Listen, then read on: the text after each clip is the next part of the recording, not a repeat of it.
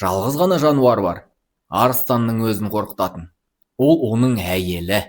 Солай болса, әйелінен қорқатын еркек нағыз арыстан дегендей әзілдерімізді бастайық.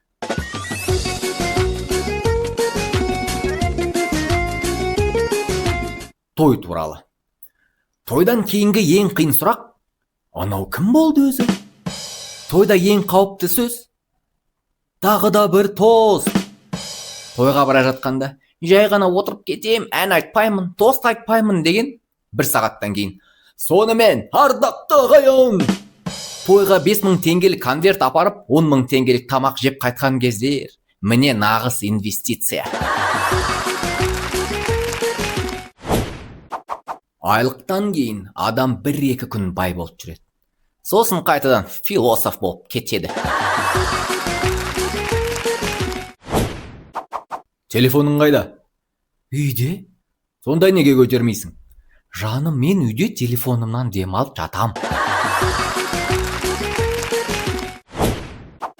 Статистикаға сүйенсек, ертең жұмысқа ерте баруым керек деген сөз бірде-бір отырысты тоқтата алмаған екен.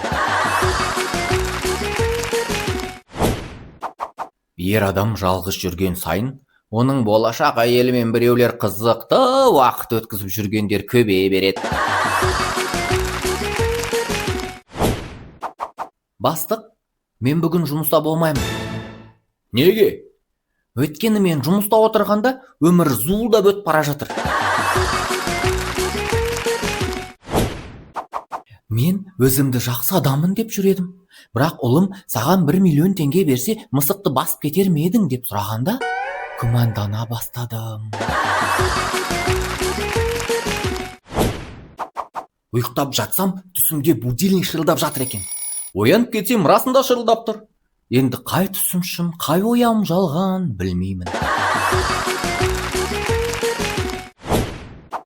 Бір блондинка екінші блондинға қызға былай дейді: білесің бе, бір свитер тоқу үшін 3 қой керек екен. Мәссаған, тоқуды білетін қойлар бар деп кім ойлаған?